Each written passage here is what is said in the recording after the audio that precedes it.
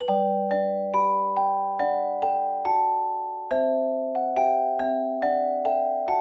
some, I'm just a red brick house, no different from the rest, a stone's throw from the city, at an everyday address. But look a little closer at the sign hung near my door. I house a little secret like you've never seen before. There's magic flooding through my walls in all my sturdy bricks. I've counted them, 6,466. They spring to life whenever special children come to stay. My job? To keep them safe in my enchanted hideaway.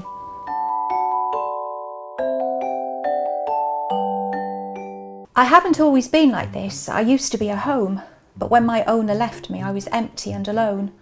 My humdrum days were miserable. My nights were full of gloom, remembering the bygone times when laughter filled each room. I stood for years abandoned, with no one left to care, my paper peeling off my walls and cobwebs everywhere, with just a grubby chest of drawers and heaps of musty rot. But that all changed the day a bird flew down my chimney pot. At first I'd heard a fluttering, a distant little cheep, and then the reddest feather floated downwards with a sweep. The cutest little robin, covered head to toe in soot, came whooshing down my chimney flue head first onto her nut. She skidded in a fluffed up ball across my mouldy floor, colliding with the corner of the dusty wooden drawers. She shook her head quite dizzily and did the strangest sneeze. Achoo! Was swiftly followed by a sooty-laden wheeze. She gave herself a hearty ruffle, shaking out her plumes, as blackened soot sprang from her wings and wafted through my rooms. Her downy coat, now visible, was brownish in the main, but at the front her vivid chest was glowing like a flame. Bewildered, yet so thankful for my uninvited guest, I wondered, did she need some food or want to build a nest? "Hello," she chirped, "I'm Unity. I've got huge news for you. The magic brick has been dispatched. Come on, there's work to do." A magic brick? What does she mean? Am I to be destroyed? I felt my floorboards shaking. Were the bulldozers deployed? Am I to be replaced, perhaps demolished to the floor? The robin chuckled, "Don't be daft, the children need you more." "What children? I don't know any." I watched her whiz around. Her wings began to scatter bright red feathers on the ground. "They've chosen you, you should be pleased," she twittered on the air, her tiny little body dropping feathers everywhere. Each one fell, it multiplied into 1,000 more. A carpet of the brightest red had settled on my floor. And I don't mean a handful, no, not like a pillowcase. I mean a house crammed full of them in every open space. They started filling up my walls right to the loft as well. Was Unity a wizard? 'Cause she sure had cast a spell. My greyish walls now lit up with the warmest cosy glow, as millions of feathers lay there. Why? I didn't know. Her final drop, my chest of drawers, now covered with her plumes, completely camouflaged in red, the same as all my rooms. "My work is done, old cottage," she said. "Sleep now till the dawn." "But I'm not feeling sleepy," I said, stifling a yawn. "My feathers are amazing. Soon you'll see what they can do. I'll come back in the morning, but I'll bring a friend or two." I barely heard her flap her wings back up the chimney breast, for I had fallen fast asleep and laid my head to rest. As sunlight seeped in through my window, just one golden ray, I woke to hear the sound of a kerfuffle underway. I listened through the chattering of squabbling little birds, but not a lot of tweeting, more a lively choice of words. "I said go left," bossed one of them. "No, I said right," one more. "For feather's sake," chirped someone else, "we'll drop it on the floor." I took a peek. My goodness, I could not believe my eyes. Above my roof, 100 robins circling the skies. Each robin held within its beak the toughest piece of thread that wrapped around their precious cargo hanging near my head. "Just one more tug is needed," shouted Unity aloud, her body closely huddled in a busy feathered cloud. "It's nearly there," one bird enthused. "Be careful, that's the trick." And that was when I saw it, just a single silver brick. It glistened in the sunshine as it hovered up above, then slid into an oblong space. It fit, just like a glove. The robins were delighted, all high-fiving with their wings and doing backflips in the air, such cheery little things. This must have been a special job to tempt them from their home, because robins never socialise, they like to be alone. Excitedly they started spinning round and round and round. I thought I heard them chanting as they circled to the ground. My windows gave the softest rattle, yet there was no breeze, and then my doorway juddered faintly, jangling my keys. The carousel spun downwards as I tried my best to hear, and as they reached my lower floor, the sound became more clear.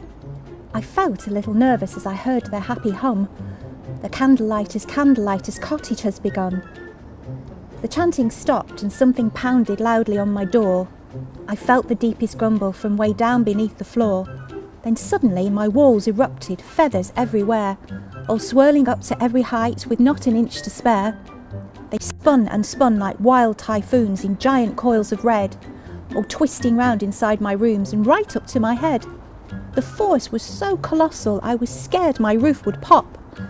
But just as quickly as it started, everything just stopped. And then a rumble and a roar, just like a lion's call. A vortex sucked the feathers in from each and every wall. They spiralled quickly backwards, down to just a single spot, then sucked up through the fireplace and out my chimney pot. What had the feathers done to me? I couldn't help but stare. My dowdy walls had been replaced with colour everywhere. No longer were my carpets torn, nor were my ceilings cracked. Believe me, I was spotless, no, immaculate in fact. My windows had the brightest drapes, my floors were fresh and new.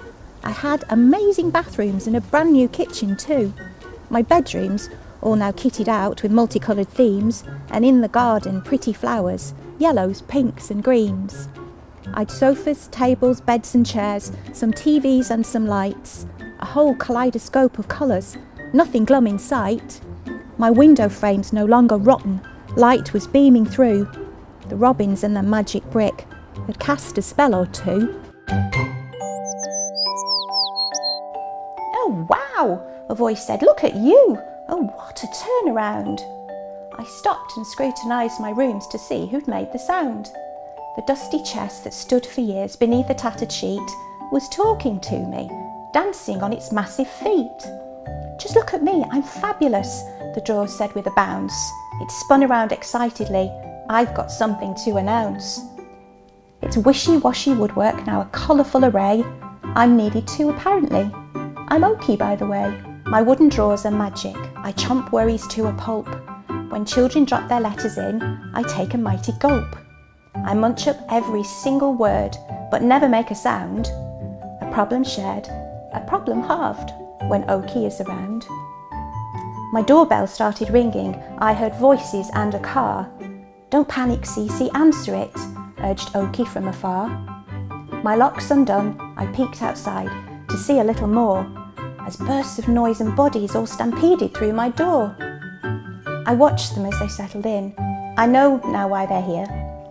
To be close to the hospital, the children's wards are near. They need a house to comfort them, to get them through each day, and Candlelighters Cottage is the perfect place to stay. So me and Oaky never rest, there's so much to be done. My magic walls absorb the sadness, changing it to fun. I wrap my arms invisibly around each special guest, delivering the warmest hugs, because that's what I do best. There's cheery times when children laugh and times when they're sad, but every feeling's normal, no one should be ironclad. And so they write their letters, even mums and dads do too, then pop them into Oaky. He's much munching left to do. I'm here through every season to provide some breathing space, and as each car pulls off my drive, one quickly takes its place. Another worried family unpack and stay a while. They may arrive unhappy, but most leave us with a smile. But like I said, I'm just a red brick cottage tucked away. I'm Candlelighters Cottage, and it's just another day.